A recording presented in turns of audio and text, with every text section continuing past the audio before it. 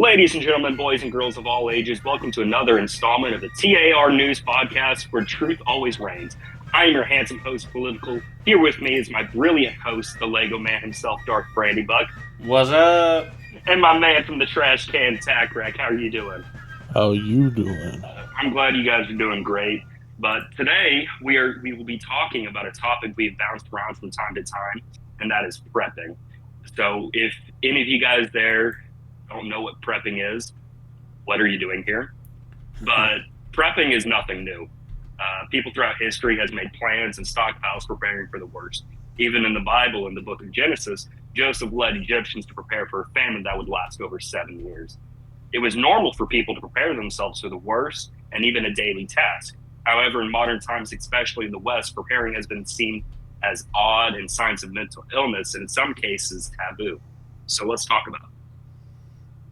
Very well said.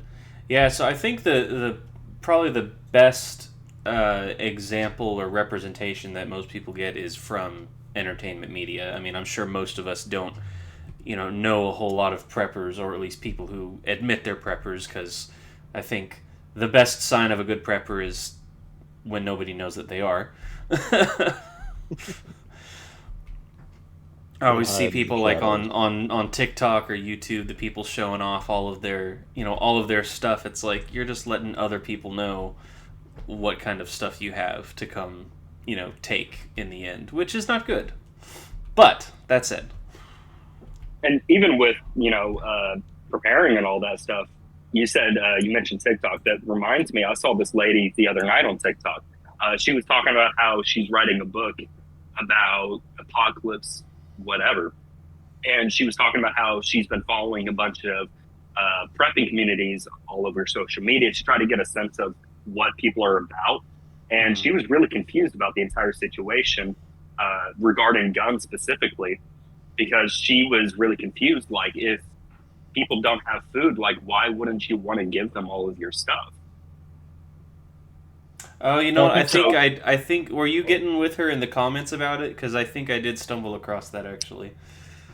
yeah, commented a couple of different people, and I think I commented under her video itself. Yeah. hmm Yeah, well, I think that the thing that not a lot of people realize is that like food is going to be the biggest deciding factor of you know how things go, because I think the study is, or the estimates, what social scientists have found is like, I don't know if it's in after 3 meals or after 3 days of no meals, something, 3 meals is how long it takes for people to start doing something drastic to get what they need. So it really doesn't take that much or that long for desperation to lead people to do very unsavory things to get what they want.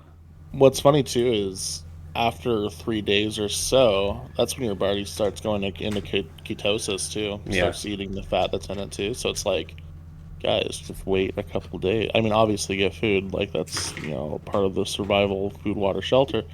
But like, you're good for a little bit. Yeah. Don't be so drastic, right? hmm And it's not even just whenever people miss 3 meals. You can look back over in 2020, whenever COVID started and people were being told that they're going to be put into lockdown. One of the first things that people started doing was going to the stores and buying a bunch of goods. Most What I was most told was toilet paper, but a lot of people on social media was saying that it was the preppers who were buying up all the toilet paper and blaming our community, which I think it's funny, because if you're a prepper, you wouldn't need to go to the store and buy Yeah. your your TP. If you were a good prepper, you wouldn't be collecting it Yeah. when it's time to start getting it. If you're just starting to prep when things are starting to go bad, you've already waited too long. That's the key there. We should Yeah. have been doing this already. Yeah, and that doesn't necessarily mean to be like paranoid and start hoarding all of this stuff, but I think there's a balance to where, are you being the weird, crazy, paranoid people that, the media paints prepper folks as a lot of times, or are you being sensible and reasonable and just trying to be prepared situations. I think there is a line where it's like, okay, maybe you're getting a little too crazy now. I think that's one of the biggest inaccuracies that's depicted in a lot of media of this sort is like, the prepper of the media. He has he's like that guy from, that guy from Colorado that has all the guns. I think I can't remember what his name is, and he's like single as hell and lives with a bunch of mannequins, and he has like all the tanks and stuff. I can't remember his name. What? I've not You heard never of heard of this. this guy? I I can't don't think remember. He so. has like the biggest gun collection in the United States. I can't remember his name all of a sudden. Demolition But Ranch? no, no, no, no, no. This is in Colorado. No, no. This guy is like chronically single. He's old. It's kind of like Kevin Bacon's character in Leave the World Behind, where he's paranoid. He he sees people that are in need and puts a gun in their face instead of helping them. Like he's just a cagey dude.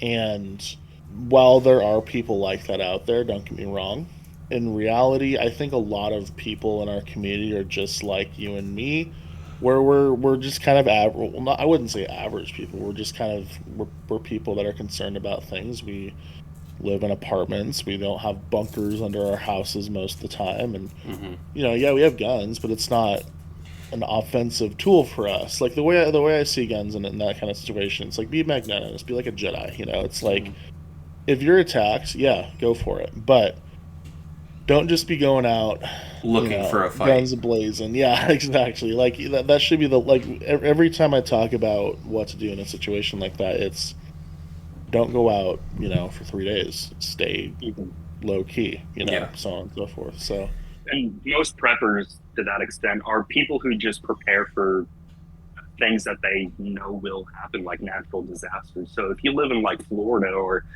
Louisiana and you prepare yourself for a hurricane that's going to come through, buying sandbags just to keep in your house or stockpiles of food and batteries, you're Yeah. not some crazy person who's preparing for Hell's Angels to come up and destroy the entire world. And see, that's the sad thing is people like that who are sensible and just trying to look out for themselves get roped in with that stereotype of the crazy loons because to a lot of the uninitiated or whatever there's really not much of a distinction. There's a lot of movies and shows that depict preppers in a bad way. So, what are some other movies and stuff like Leave the World Behind that you guys can think of?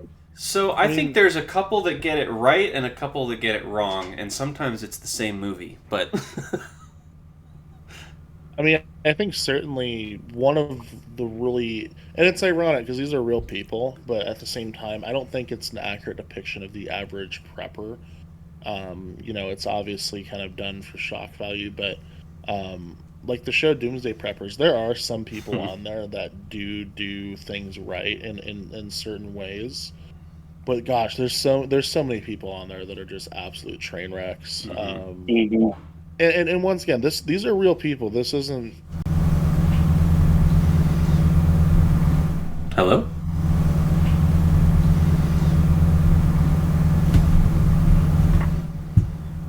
Hello, bro.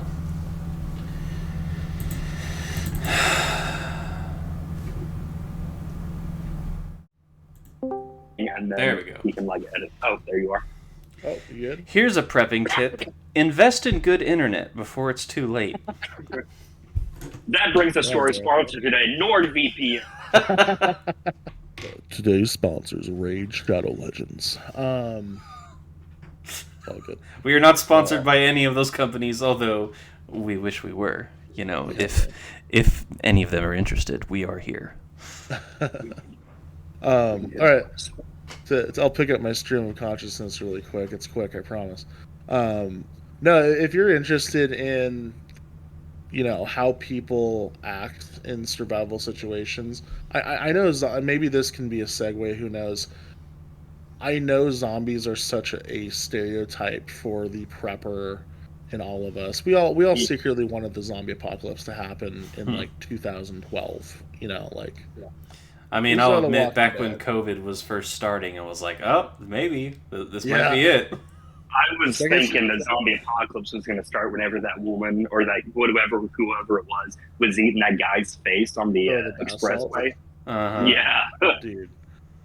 Well, like, if you ever want to, kind of check out or just get a feel for how people might react in a survival situation, the movie came out and it's a mess compared to the book. The book is a masterpiece, but check out World War Z, the Mm-hmm. Max Brooks, Hmm. I the actually son of didn't Mel mind the Brooks. movie. I think the movie was fun. Here's the thing: if you've read the book, though, the movie pales in Yeah. comparison to the Oh, book. it certainly does. I think they just called it World War Z Yeah, for the brand recognition. yeah, it's not even the same story, really. Not even Yeah. the same zombies. It So has But some elements of the book, but yeah, I've yeah, never actually read all of World War Z all the way through, but I have read the Zombie Survival Guide, which is kind of like the companion book to World yeah, War it's the Z. same author. Yeah, and it's obviously fictionalized, but it surprisingly does have a lot of good survival tips. And Max Brooks did actually do his research, and he consulted with like actual, Mhm. military and survival people, and it's actually a fairly accurate, given the Yeah, context, a fairly accurate look at like what long term survival would have to look like. yeah. He's a military historian. I think he got some schooling at West Point. He's definitely lectured at West Point. Did he really? Um, yeah, like I believe it didn't or know not. that. That's cool. You know who his dad is? Yeah, Mel Brooks. I mentioned Yeah. that. really. Yeah. Yeah, funnily Blazing enough. Huh. Saddles guy is his dad. Yeah. Anyways, the point is, that's a good book to kind of get a feel for how people might react. It's a Hmm. little bit outdated. It was written, in the mid aughts, or not the mid aughts, like the mid 2010s. So there's some stuff that's maybe a little bit old. Maybe you could use some updating, but overall, I think that's a good way to kind of get introduced to the psychology Hmm. of people in crisis. In my opinion, it's one of my favorite Yeah. I've books got for another sure. one. Well, can I say one thing about World War Yeah, Z yeah, go before we ahead. move on? It, I will say one of the best aspects I think of the World War Z movie is the beginning when everything's just starting. When everything's just starting off. And they're trying to escape the city. It is a very good testament to just sans the zombies, of course, but just how quickly things can fall apart when people aren't aware or aren't prepared. I mean, just the scene where they go to that grocery store to get medicine, and people are shooting each other over a bag of frozen peas. like that, I think that scene alone outweighs most of that movie on Yeah, in my opinion. yeah. Like, and we were talking a little bit before we started about, like, some different movies, and we mentioned, and this is a good point to be made. We mentioned War of the Worlds, and we were like, oh, that's a really apocalyptic movie. It shows America in crisis, and I mentioned, it was too clean. The aliens are fighting. That supermarket scene in World War Z is exactly what I was talking about in that movie. Lacking is Mm-hmm. that, yeah, there's going to be people that are fighting against the greater good, or they're fighting, to keep people safe. But in reality, there's going to be a lot of people struggling, Mm-hmm. and there's going to be conflict. Like, look at, if you've ever seen the movie Contagion, that's another Oh, amazing movie, I that think. I can only watch that movie a couple times every few years because it terrifies me every single time. It's too real at the It like was at this point. It is too real. when my wife and I were first just dating back at the start of COVID. We watched Contagion because we were like, oh, it's funny, it'd be topical, and oh my gosh, the parallels with what was going on at the time were Yeah, uncanny, and it was very unnerving. I had my mom watch that movie like soon after COVID happened. My dad was a pretty early COVID, like he got it pretty early, and I had my mom watch that movie, and I'm like, hey, listen, I'm Yeah, not saying things are gonna get this bad, but it could. yeah. Who knows? Mhm. You mentioned War of the Worlds Yeah, and talking about how like nobody was like in World War Z they were fighting each other. It made me think of one scene in the movie. It was near the end of the movie whenever they have the only working vehicle in the continental United States, and they were driving through like the crowds of people, and yeah, all these people were like trying to break into the vehicle and shoot at them. Like that is Good point. probably stuff that will end up Yeah. happening in an SHTF scenario is whenever you have preps or people know that you have preps or they assume that you have whatever they need, they're going to want to come and take it at Yeah. whatever cost it takes. And Yeah. it's not I, even like a malicious thing for most people. It's just going to be pure it's just desperation at that point. yeah. Right. Yeah, I think that brings up a really and a movie that I know all of us kind of wanted to talk about a little bit. Um, let's talk about being covert in a survival situation. And I think you guys might know where I'm going with this. In my opinion, one of the best kind of dude in a bunker movies. In fact, I don't know if there's been any other ones. I can't think of any other ones. But one of the best that have came out recently, in my opinion, is 10 Cloverfield Lane. Mm-hmm. I think that is an awesome movie, and another one where there's kind of a big bad. In this case, it's kind of an alien invasion that propels the story, but it's not necessarily, in my opinion, about that. If that makes sense, it's more so about the relationships that people make in that situation. That could be applied to anything else.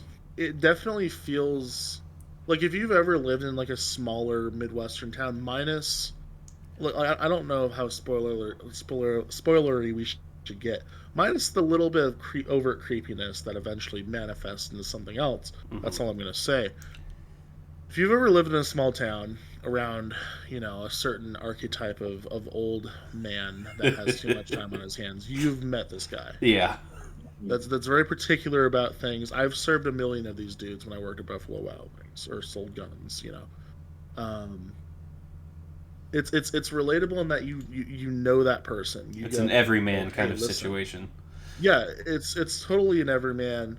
It's someone you could see very well doing what he did in the movie when put under a stressful situation. Mm-hmm. Yeah, this is someone that got the badge at Walmart and went on a power trip because all of a sudden he has that power, right? Yeah. The way he builds the bunker is really compelling to me too because it's very it's all DIY and it's well done. Yeah. Mm-hmm. He makes it He has homey escaped given out. the Yeah, he circumstances. makes it homey. Mm-hmm. But I think over all of this all the other things, it's a great representation of how even in a good stable situation, when put under the stress of you know a natural disaster or put under the stress of a war or whatever, people in isolation can have mistrust and breakdowns Yeah. in you know living in communication. And it really accurately depicts how things can just completely fall apart. Now, then again, there is a little bit more to it than that, but on the surface, I think it's a really good representation of all that. Yeah, and I would say something that takes that a little bit more, a little bit further. It's a film called "It Comes at Night." Are you familiar with that one? I'm not sure now. So yeah, it's called "It Comes at Night." It's an A24 film, so you know it's weird, but it kind of touches more to what you were just saying about you know the paranoia and the isolation, and I think that speaks to kind of the discernment you have to have of you shouldn't necessarily be blindly open and welcome to anybody. I think in that situation, or even in everyday life, I mean, discernment and being careful is important. But also at the same time, like if you are so untrusting and scared of each other to the point where you're not even willing to have community and fellowship with other people, you're digging yourself your own grave at that point. Yeah. And What that is it brings me. about? Sorry, go ahead. No, go ahead. Go ahead. I was about to. Well, I was going to say, what is it about A24 and doing movies like that? Yeah. Because you know what other movie has a very similar beat to it that just came out that, in my opinion, is kind of a little bit of a, hey, this is what we could do to you guys. Uh-oh. Is leave the world behind. Yeah, the Obama Like, apocalypse movie. yeah, like come on, A24. What are you trying to say about us, right? I think what happened is the Obamas gave them a whole bunch of money to make that movie, and they couldn't say no. Yeah. No, That Yeah, I think that is it's definitely totally, one of the movies that gets a lot of things wrong in the oh representation. yeah. Oh yeah, it's just funny to me that like, and there's another one we can talk about in a second, but that film company, they're known for like kind of like an alt kind of low budget feel. All of a sudden, they're making a lot of movies about people like being paranoid about each other and not getting along in Yeah. apocalyptic And even with situations. like the new movie Civil War that's coming out. I Hmm. was about to mention it. Yep, Mm-hmm. it's like, what are you guys trying to say about us, huh? Yeah. Like, first of all, a couple things to unpack here. Number one, Texas, California Would being never get along. the Well, Western I heard a forces. theory that the reason that they're getting along is because they hate the same enemy. Hmm. Okay. Because it's the enemy of my enemy is my friend. So they're just fighting together so that way they can each go their separate ways. So, Brandon, you mentioned the movie, the A24 movie about like the people not trusting each other. Hmm. And that made me think of two episodes from the Twilight Zone series. So, Okay. for the viewers at home, I would suggest pausing this YouTube video, come back to it, but looking up two episodes of the Twilight Zone series. You should be able to find them easily. They were made in the 1960s. But the two episodes is The Shelter and The Monsters Are Due on Maple Street. And I think both of these episodes really show how people would react in a SHTF scenario. So the first one is The Monsters Are Doing Maple Street. And it basically starts off as this ordinary neighborhood. People are getting together fine. They're cleaning a car, whatnot. And for some reason, all the electronics go out. All the electricity in the houses go out. The cars aren't starting. And people are really concerned about what's happening. And people are, this is in the midst of the Red Scare. So people are obviously concerned. Oh, the Russians are here. They're attacking us. And one of the kids on the block, he mentions that he read a science fiction comic book about these aliens that came down to Earth and they started turning off people's electronics and electric grids to try to cause some kind of division to come and invade Earth without any problem. And the people started getting paranoid about this, accusing other people of being aliens, and it just ended up being a whole fight and whatnot. And it turns out at the very end of the episode, there were aliens at the top of the hill turning off different electronics and stuff just to cause mass panic. Hmm. I really think that shows how people will instantly start turning on each other if things are bad, and they are not only scared but not prepared for these kind of scenarios. Yeah. I mean, that's certainly a very timely, especially right now. And that's been a really big concern lately that I've noticed has been like an EMP attack, lights going out. That loss of consistency. If I remember right, I think we watched that episode in like high school. But that, like, I think the whole point of it was like, they lose consistency, they'll go mad, right? Mm-hmm. Uh, that's totally a very timely message right now. I mean, we've been there's been attacks on power grids by not only hackers but also people literally physically attacking power grids. um, there's been threats of solar flare, EMP attack. Like there's been all kinds of Mm-hmm. things that can be equated to a loss of power, like literally electronic power, to the grid. And not just power, but like a week ago, like with the cell phone towers being Yeah. down for whatever time period, and people were assuming North Korea hacked into us and they're about to start invading. Well, and it's interesting that people got so, and I'm not sure what the root cause of that was. I didn't really follow that because I'm a T-Mobile guy. I'm not an AT&T guy. But the fact that one cell company goes down, Mm-hmm. granted a pretty major one, don't get me wrong, but one cell company goes down and everyone goes, oh gosh, what's happening? Mm-hmm. Meanwhile, everyone around them is probably still gonna have service and be like, I didn't even notice it was happening until halfway through the day, and then I saw it on the news and I was like, oh shoot. So it's like, you know, that paranoia that encircles everything, and stuff like that's becoming more and more common, frankly, too. Like I remember when Instagram went down for like a day. It was last year, I think.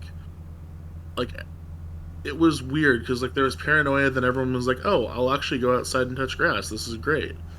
And it became kind of a positive thing. But like I don't know, we've been seeing major entities that used to be kind of a constant Mhm. just getting torpedoed a lot more than they have been in the past. It's interesting how people are reacting to it. Mhm. Yeah. The second episode I wanted to touch on is I think it was early on in the series. It's called The Shelter. And the episode starts off the neighborhood families are having a dinner at one of the houses of one of their neighbors. They're all having a good time, and they hear on the radio or the TV that they're getting signs of ICBMs, and they've got like 15 minutes to find a safe place before nukes drop down. The entire families are all going crazy. They're trying to figure out places to hide, but one of the families has a bunker, a shelter, and they've been preparing for this for however long. And all the other families know about the shelter, so they go up to the shelter. They're trying to plead for this family to let them in, and they're like, "No, we've only got enough rations for 3 people. For however long, you've only got 3 beds, and there's not going to be enough room, let alone enough air to survive all of us once the nukes drop." And people start fighting with each other trying to get in. They start pleading, trying to let their babies in, and it gets to the point where they're so scared and so paranoid of whatever nuke's about to drop that they get a battering ram and they just break down the door. And almost as soon as the door is broken into, it turns out that it was just a false alarm. It was just some meteors going past, and there's nothing to be worried about. And again, that also shows the how quickly things are just going to explode if something really were to happen. Yeah. Kind of reminds me of that. I don't. I've not seen the movie, but I've seen bits and pieces like online. There's a Christopher Walken movie that is kind of a similar premise, I think, where it's the Christopher Walken. yeah. It's like I think it's set in I don't know the 50s or 60s during during the Cold War, where Oh yes, they the one with they have like a bunker under their house, and they like accidentally lock themselves in because they think the apocalypse was happening, and they live under in this bunker for like years and years, and then they come out and it's like, oh, everything was fine the whole time, and we've just been disappeared from society for however long it is. Again, I haven't seen the movie, so I don't know if that's accurate, but it yeah, made me think they of that. went in because they thought nukes were coming, and they get in their bunker, and it just so happens as soon as the doors closed, a plane crashed onto their house. Oh. So everyone in the neighborhood and the city thought that they were dead from the plane explosion, but in reality, they were living underneath, and they were like, "Oh wow, we just happened to get in time at the right time. Nukes really did go off," and that's why they stayed in the bunker for like 15 years. That's funny. But Oh no, it's longer. It looks like it's longer than 15 years because like they had a kid who grows up to be Brendan Fraser. But obviously, not everyone has access to a bunker. So, what do we do then? Well, I'm not sure if this was a real thing or if it was just like a scary story that people were spreading across the internet. But it had something to do with little pamphlets that the U.S. government was handing out Mm-hmm. in like the 60s. And for if you guys don't have a bunker, here's what you do. And their suggestion was to go into your yard or the local park, dig a hole that's about 6 feet deep, and hide inside of it. Mm. Not That's because just you're going to survive a nuke, but just dig your own grave, save us the trouble. yeah. Dang. that reminds me of the there's like the instant Fallout shelters that you see in the Fallout video games. That are on like the They're like street phone corners. booths. Yeah, Yeah. and they weren't designed to work. Like that's like the whole lore. They were just designed to like be like a reassurance, if you will. But it's basically like a corpse collection Yeah. device at some point. Um, well, no. Speaking of like not having a place to go, a movie that I one that really affected me. And it's a lesser known one. It's kind of known as like a horrorcore movie. It's very very not like a fun watch, I don't think. Came out in the 1980s. I believe it was 83 when it came out. 84, excuse me. It's called Threads. It's the long and short of it is basically, it's the middle of the Cold War. A bunch of physicists and scientists got together. I think they were commissioned by the BBC, by Mick Jackson, and they were like, "Hey, let's make a movie about realistically what would happen in a nuclear war with the Soviet Union and NATO." It's set in England, in Sheffield, and in the movie, the government's like, "Hey, if you don't have a basement, go to," and the people that generally fare the best from this, because like a nuclear attack happens, that's the point of the movie. The people that fare the best from that attack are the ones that have basements and stuff. They, end up mostly surviving, for better or worse. I'll get into that in a second. But the people that don't do well, obviously, are the ones that are out in the street. But also, there was like a directive sent out, and they're like, "Hey, if you don't have a shelter, build a little corner with a mattress, the mattress facing a window, and have the mattress leaned up against an interior wall. That'll protect you." And it's like, really? Against a nuclear bomb? And it doesn't, ultimately. I mean, there's a couple that in the movie they get, Cooked. maimed horribly. Cooked, yeah, literally cooked. In the nuclear apocalypse that is Sheffield, England. But it's like, I feel like a lot of those measures beyond, "Hey, you're an important person, come to this bunker," are more of a reassurance rather than like a false sense of security. Yeah, Yeah. like it's kind of like the crash positions on planes. It's like I can't conclusively tell you whether or not those, even as a pilot, I can't tell you if those will like save your life or not. But there is the myth that they're like made so like more people would die in an airplane crash. So like insurance, like it's cheaper to pay out insurance on a dead person than someone that's alive. Is like the point. Dang.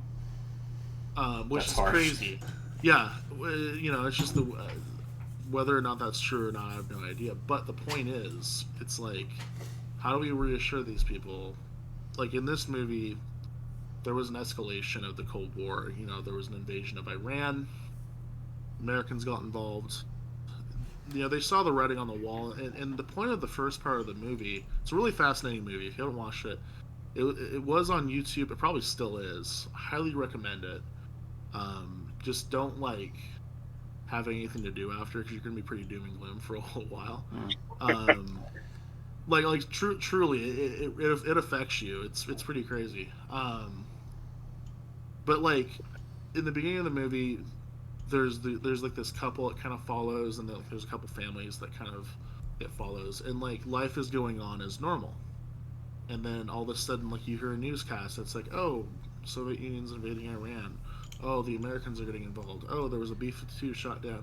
And you hear the escalation, and all of a sudden at some point they're like, "Oh, get ready for nuclear war. Build your little fallout shelter. Get food."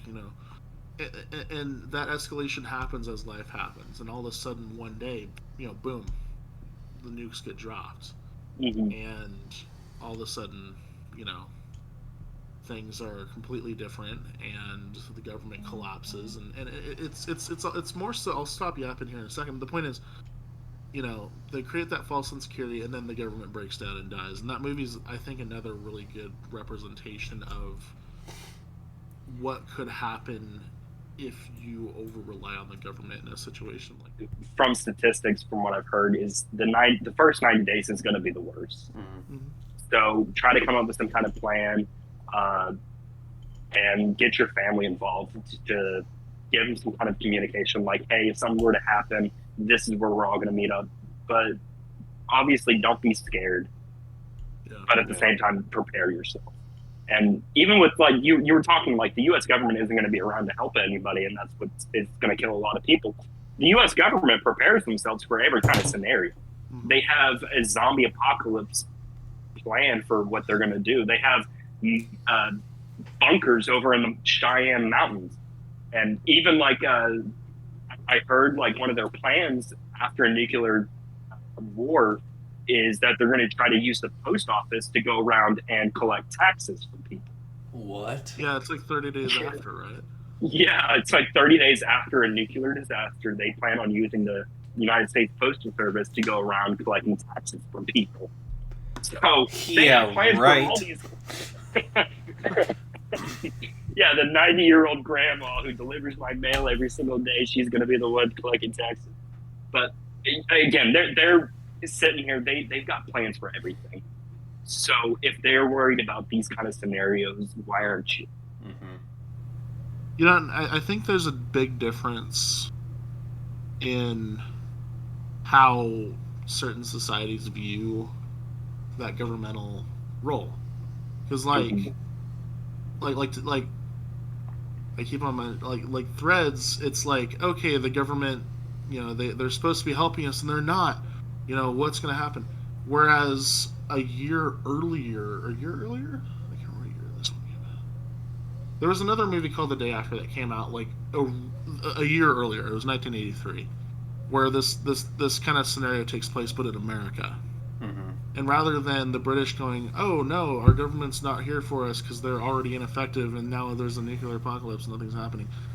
In The Day After, the American government stays intact and all of a sudden they're like delivering food and they're trying to rebuild the country, and it's like this like hopeful thing, and it's not really hopeful, but it's a very much more like a, More hey, optimistic. they're a little more optimistic, but it's like, hey, the government's still in charge. We're the United States. You can't mess with us. Mm. You know, that kind of thing. And it's like, at some point, we just have to be realistic and go, hey, maybe strike a little bit of balance in the middle where, yeah, there probably is going to be a government around. And, you know, they're going to try to do their thing. But at some point, you know, and that's the point of prepping, is it's being able to be sufficient for yourself and those around you, or those people. That actually kind of reminds me of a pretty short-lived show. I think it was on like FX or something. It was called Revolution, and the whole premise is there's a global EMP power grid blackout, so society has to go on without any form of electricity, and in this story, the U.S. government becomes like a martial law, super oppressive, super et cetera, et cetera. Um, and yeah, I think I don't know if that would actually happen. I think there's definitely potential for something like that to happen if a terrible situation did, commence. But You know, I don't think people would let it happen. Honestly, I don't think people would, but also, a lot of the people who aren't prepared, aren't aware, that sort of thing, they're going to be desperate, and if someone comes to them and says, "Oh, I can take care of you," with the exchange of you doing what I want and giving me what I want, I think there's a number of people that can't be neglected that would probably just by pure desperation be willing to subject themselves to that. I definitely like you definitely see stuff like that happening. I mean, there's media that depicts that. I mean, maybe even less so the government, maybe like private individuals kind of taking the moment and seizing that. Like there's a part in The Walking Dead where they come to Kansas City, and there had been a group that they had resources, they had guns, and Mm-hmm. they took over this. I can't remember like what the government's called in The Last of Us at that point. The Last of Us or The Walking Dead? The Last of Us. Did I say Okay, Walking you Dead? said Walking Dead. Oh, my bad. So yeah, in The Last of Us, my bad. Zombies. Yeah, That one zombie show. yeah. The zombie shows with the strikingly handsome, tall, dark man. Tall, dark, handsome man. Anyways, um, when they go to Kansas City, though, there's like that group that takes over, and it was because they're like, hey, we have food, we have weapons, we have power. Join us. We can kind of self-determine for ourselves. And then it quickly devolves into kind of a Police state. pseudo-anarchist police state. Yeah. Yeah. It's like, I wonder. There's probably people that are equipped for those situations, but like at the same time, There's probably and once again in The Last of Us, they go to Cheyenne, Wyoming, and all those people built that community with the walls, and it's pretty stable. And they're a little parent wary of people, but they're doing good. And then they go 20 minutes down the road or up the road, and there's the cannibal preacher guy that likes kids, and he's lording over these people because he has all the food, and they get their food in certain ways. Point is, there'll be varying degrees of success to trying to kind of rebuild after something would happen, but at the end of the day, I feel like people should kind of weigh their options when falling in with whoever, because it might not be the best choice. The government are Nazis. Well, I mean, it's funny that it came from Ronald Reagan of all people, but his quote of, one of the most dangerous things someone can say is, I'm from the government and I'm here to help. It's true, because I'm thinking of the phrase that I think it was Ben Franklin that said it. Whoever is willing to sacrifice freedom for security deserves neither. But I think in such drastic situations, in a SHTF scenario, I think there would be a lot of people that would still be willing to do that, which is scary. And I think that's why it's important to kind of have a leg up, be not paranoid prepared, but at least be somewhat prepared for something. Be wary, at least. Be wary, exactly. So with that said, I have a question. What do you think is the most important first step for somebody who, is thinking about getting into prepping or that sort of realm of things? I think above all else, and this is how I did it, and frankly, it was soon after watching Threads. That movie actually did kind of change my outlook on things, because that was around the time when I started my TikTok. Things were getting kind of nasty with Ukraine, whatnot. The first thing I did though was I got educated, and I was like, hey, what do I need to learn? What do I need to start thinking about? Yeah. In order to, be a responsible prepper, in order to be ready for what may come. Because, once again, I was living near an Air Force base. There was, at least at the time, I think a lot of us were really paranoid about, war breaking out. I mean, realistically, yeah, it was kind of a sketchy situation. Now, we're kind of a little more malaise about it.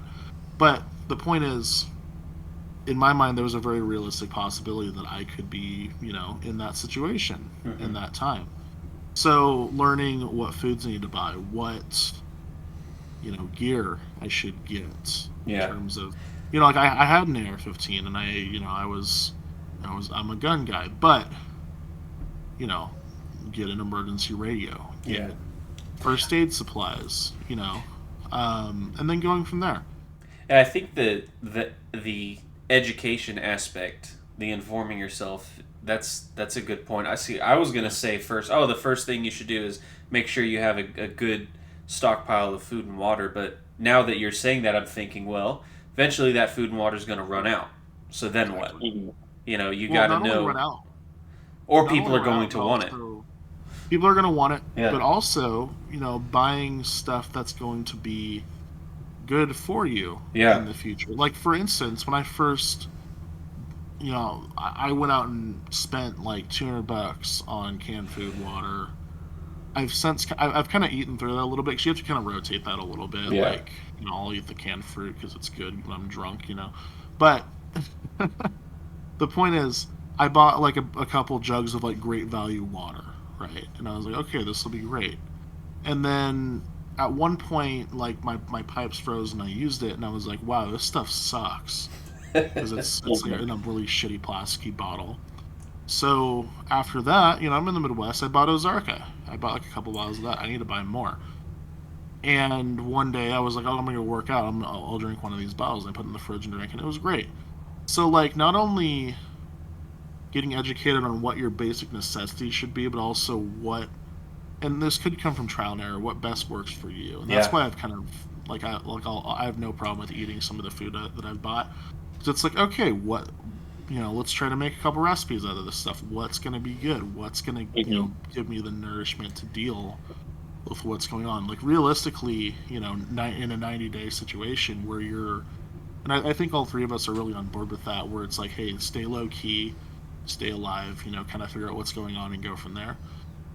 You're going to be operating on a pretty big calorie deficit. Even if you have enough food to eat like a can a day for 90 days, like you're going to want to be being pretty, like it's almost like hibernation a little bit is what I equate it to. Hmm. Yeah. You're sleeping a lot, you're chilling, you're letting the world happen outside, right?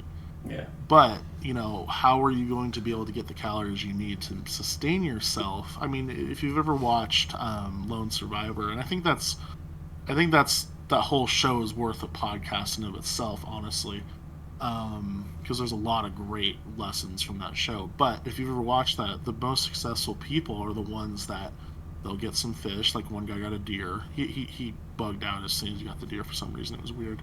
But like, people get their food, they eat it, and then they chill out, and they just kind of stay low key. They stay where they need to be, and they just exist. Like the guy that won the first season, he literally slept for like most of the time Yeah. because he knew like he had the body stock on him to kind of sustain, and if he went down and got some food periodically, he'd be fine for a while. That's the prototypical, in my opinion, way to get through a bad situation. Like we were kind of, like some of these movies are depicting. It's just staying low key, staying alive. Yeah. Anyways, you guys can go from there. I have a lot of thoughts on that though. I think the first thing that you should try to do is number one is subscribe to our channel. And then the second thing is to come up with different plans before you start buying all your preps. Mm. You need to figure out what you're preparing for. So if you're more scared of a zombie apocalypse, you might want to get different things than what you would get for an EMP attack. Mm. And again, you need to talk to your friends, you need to talk to your family, and come up with plans for where you guys are going to meet, what you guys plan on doing, if you're going to stay in or if you're going to bug out.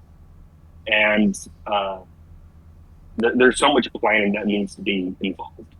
And then doing your research and then purchasing the right stuff. I think that goes kind of hand in hand too. Is just that comes with the education and the informing yourself. Is you inform yourself, you get your game plan, and then, like you're saying, get what works best for you. Right. And even if you have like 20 AR-15s, you've got body armor, you've got enough food to last yourself 25 years, but you don't have any planning. You go to work and you work an hour and a half away. EMP strike happens. You can't get home. Takes you a long ass time to get home. Your ship might not be there by the time you get home, and all that time was just wasted. Yeah. So, Well, so then what do you do then?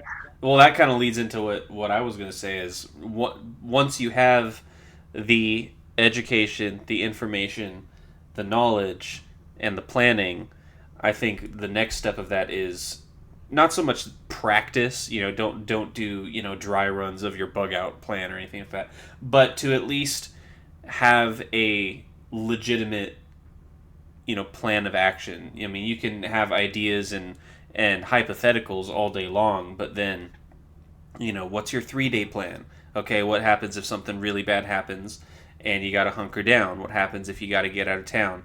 Have lots of variables. And yeah, you might be super paranoid about the zombie apocalypse, but what if that doesn't happen and an EMP attack happens instead? What do you do then? And that's not to say like, oh, be paranoid and come up with every possible apocalypse scenario and just fill your mind with all kinds of what ifs and fear, because I don't want to do that either. I don't want people to live in total fear of what might happen or what might not happen, because then that just kind of sucks all the joy out of life. But at the same time, I guess that's just an extension of what y'all are saying, is just be informed, be experienced, know what your plan is. I mean, everybody makes fun of the prepper until shit actually. Yeah, everyone made fun of Noah until it started raining. Hmm. And then you're gonna be the what does the line go? Like you're gonna be fighting like you're the third monkey and the rain is starting to Yeah, happen. fight like you're the third monkey on the ark, and brother, it's starting to Brother, it's rain. starting to rain. Okay, so I with that I have a two-part question. What is your favorite go-to guilty pleasure like doomsday movie? And then what is one of your biggest like doomsday apocalypse movie pet peeves? Mm. I would probably have to say my favorite doomsday movie would probably be 10 Cloverfield Lane. We've already talked about it. It's a really good movie. Mm-hmm. I heard that a lot of people hated that movie, especially fans of the Cloverfield series. I thought it was a really good movie. Yeah. I think a lot of it is maybe not the most realistic, especially, I mean, it's aliens, but again, I just like the movie. I can't tell you why. Yeah, it's a good watch. I guess, mhm. I guess because I really like Sully. But I think my biggest pet peeve is obviously uh, the stereotype of the prepper being the crazed maniac who's standing at the corners every single day with a sign that says the end is near and ringing a bell. I mean, most preppers aren't really like that. They're your friends and neighbors who are just so happen to have extra storage of food and some water and maybe a extra box of shells in the back of the closet. Yeah. So you're saying just like the depiction or the stereotype of them being crazy. Yeah. So you're Crazy? saying- I was crazy once. Oh God. I was locked in a room. So you're saying guilty pleasure movie, right? Not necessarily guilty pleasure, but what's like a doomsday apocalypse movie that just like you like, regardless of whether it's realistic or anything of that. Just like a one that you like. That I like. I mean, I've talked about Threads a lot. I think that's a movie that a lot of especially with the way things have been with Russia being how they are. I think that's a really important movie for people to watch.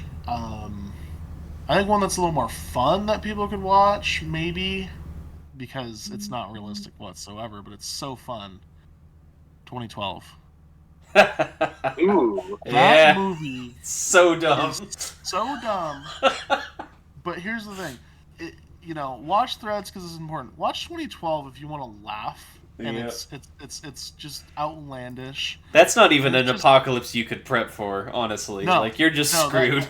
That's just the world trying to kill you, right? Like, it's such a stupid movie. Oh my god, we're gonna crash into the north face of Mount Everest. Which But is it- so it's- sad because The Day After Tomorrow, which was right before 2012, is so Yeah. good. I love The Day After Tomorrow, but yeah, 2012 is so bad.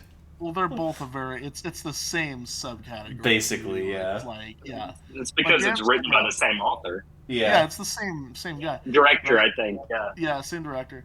Like, they're both just dumb. I could have mentioned that one too. They're both just dumb, stupid fun. It's Yeah. a good popcorn movie. Yeah. It's about like apocalyptic things happening, and like I think Day After Tomorrow, if anything, could have a little bit more to take away from it than the other one. But it's like trying to get like substance out of a Transformers movie. It's not going to happen. That's fair. That's fair. Mm. Well, and also 2012, going off of what Memester was saying, 2012 has an excellent depiction of the crazy loon, doomsday Yes. guy with Woody Harrelson's character. Yeah. Like Oh, when, yeah. when you said the depictions of them being crazy like that is who I thought it was, Woody Harrelson That in is 2012. the quintessential. Mm-hmm. That I want to be him. Just I like wanna have just like the schizo guy. Yeah, I want to have a radio station that somehow reaches from Yellowstone to LA and casually, by the way, casually taking vacations to Yellowstone in my limo. You know how long of a drive that is from LA? It's long. That's not a quick drive. From LA to Yellowstone. like To get from LA to Sacramento, that's about 8 hours or so. Yeah. And let's triple that. So yeah, that's at least a day of driving. we're talking a day of driving, and that they just kind of yada yada in that movie. Yeah. By the way. Yeah. Anyways, like fun movies, they're so stupid. Mm-hmm. You know what? I'm gonna mention them really quick. I don't know if you're gonna mention them, but we didn't talk about Red Dawn, and I feel like people are screaming at us for it. Hold on, Those we're are getting there. also. Oh, okay. I'll let you. We'll go on. Anyways, my pet peeves though. I'll speak to the question. My pet peeves for apocalypse movies is unlimited or not apocalypse like prepping whatever movies. Unlimited ammunition magazines. When a Yeah. magazine on an AR-15, you see the dude just shooting and shooting and shooting, and you're like, oh, he got to 30 rounds, 10 reload, and he just keeps on shooting. Um, it's funny when Always Sunny in Philadelphia does it with a revolver, like Frank's revolver in that show. Like it has unlimited bullets sometimes, but like when it's a movie that's trying to take itself seriously and the dude's just sitting there like just firing away on an AR-15, looking dead serious as he's shot like 60 rounds through that thing without reloading. That's what I'm screaming on the inside. I hate it. I hate it You so know, much. not my favorite prepper in a movie, but probably one of the craziest is the mom in Terminator. Yeah, Sarah Connor. Sarah Mhm. Connor. Like she put like a minigun in her coffin. No, it was in 1919. Yeah, the Yeah, it minigun was was Terminator 2. The 1919 was Terminator 3. Sorry, I'm a big Terminator geek. Like, maybe The you are right. Yeah. Terminator movies are what awakened my love for movies, guns, and prepping. Honestly, Terminator 3. When I watched that in like seventh grade, it terrified me. I mean, for those of you that haven't seen the third one, it's not really worth it. Just It's watch the 100% if worth you it. It if you is have to such a watch good one movie. Terminator movie, watch the second one. Third one's not bad, but it's not nearly close to the quality of the second one. But it ends with the nuclear apocalypse, and to seventh grade Brandy Buck, that scared me so much. Yeah. Yeah, there was for like weeks I would go outside and like look up in the sky and every jet stream I was like, is that the missile? Oh my But god. actually, speaking of post-apocalypse movies, Terminator Salvation is not as bad as most people say. Yes. Personal Thank you. opinion. I love Terminator it. Salvation is a good time. That's a good movie. That is my soapbox for my That's Christian Bale, right? yeah. That's my 2 second Yes, soapbox. But Terminator I was Salvation about to is bring that great. up. I love that movie. Yeah. Okay. Anyways. Anyways, um, so I would say actually, let me go back to the guns thing you were talking about.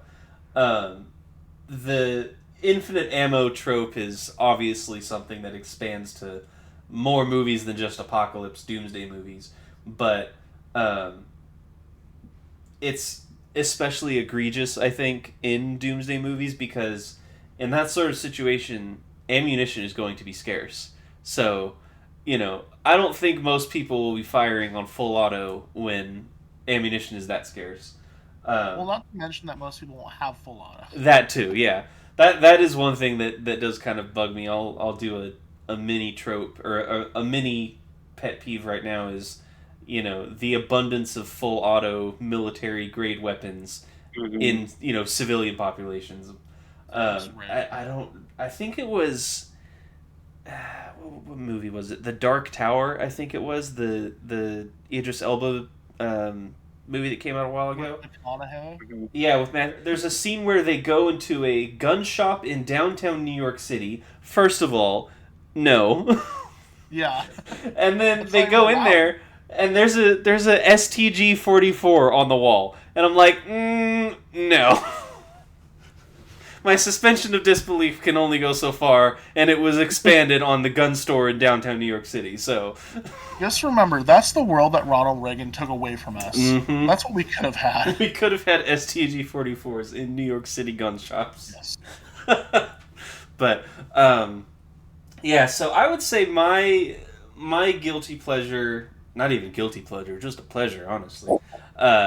If we're talking like short-term doomsday, would be the Red Dawn movies. I like both of them. Obviously, the original one is top tier. but I think the remake with Chris Hemsworth has some merit to it. Not nearly as good, but I like them both. I think it's a really good depiction of just kind of small town America.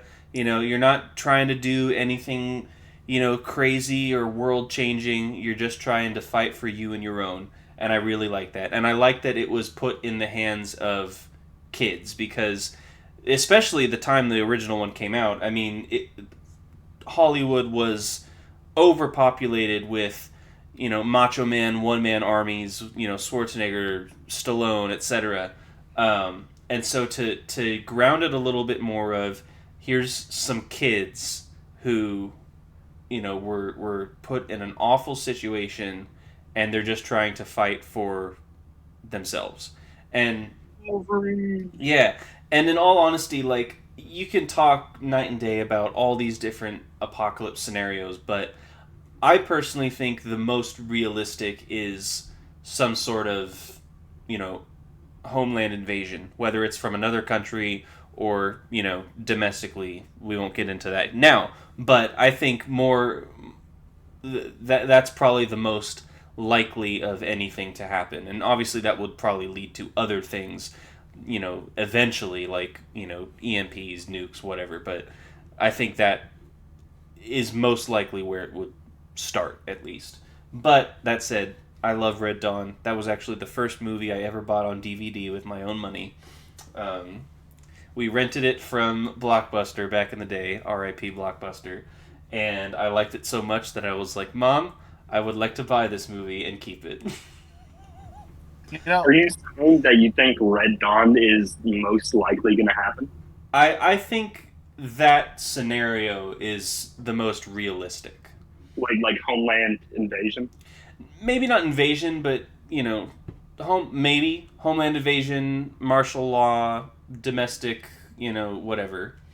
Yeah. Well, there's a good... I don't think North Korea could invade us. I think that's what the second one gets wrong. They were originally going to do China. Bit of filmmaking trivia for you. In the original drafts, it was supposed to be China, but they were like, if we do China, that's really going to limit our marketability internationally, and so they changed it to North Korea. Like, in the grand scheme of things, I think in the era that movie came out, that scenario of a land invasion of the United States was at least, if not possible, at least plausible. Mm-hmm. And it was a big fear. It was a big fear, and I think they worked with. I'm not sure. Don't quote me on this. I want to say they worked with some companies to do a simulation. Be like, hey, what could this have happened? They're like, yeah, it could have happened. Like, the troops dropping in on 720 out of 727s, like it was like a commercial charter flights. That happened with the invasion of Afghanistan by the Soviet Union. It was a very real possibility that they could have crossed over into Alaska, especially with the strength that the Soviet military had at the time. Now, not so much. We've seen that with Ukraine. But that all being said, I think the 80s Red Dawn pretty plausible. It's definitely superior. Yeah. The new one, though, quick rant. I was born in Spokane. I'm standing up at my desk for this because I'm... He's heated. Triggered. So, the new Red Dawn, it's set in Spokane, but it looks nothing like Spokane. There's like one building from Spokane that looks anything... It's like the federal building, and that's it. And even then, it's not really that well depicted.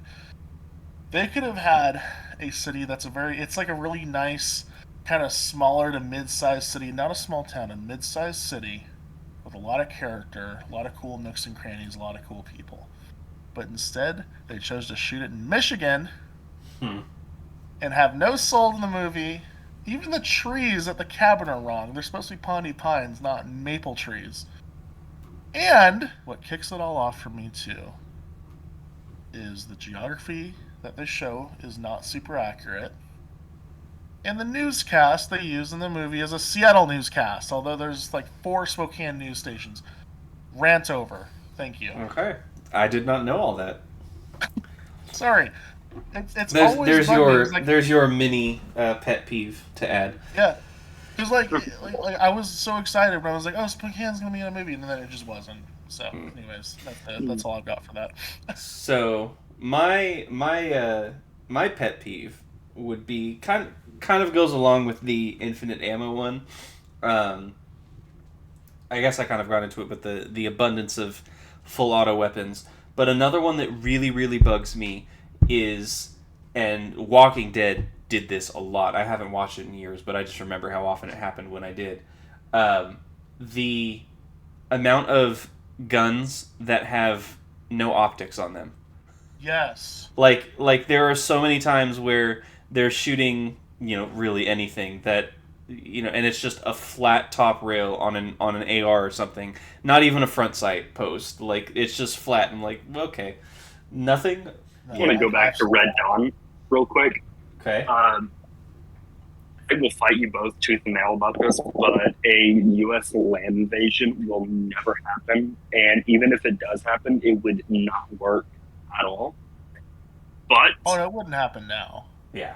Oh no, I don't think ever. And until our society is 100% reliant on AI and the electrical grid. But if a land invasion were to happen, it would be done by the North Koreans because they are superior. They have unicorns, and they landed on the dark side of the sun. Oh, that's right. We're doomed. Like, oh god, the darkest timeline, and then I realized. That's what they say, right? Yeah, I mean they have a secret underground layer of unicorns in Pyongyang. Yeah.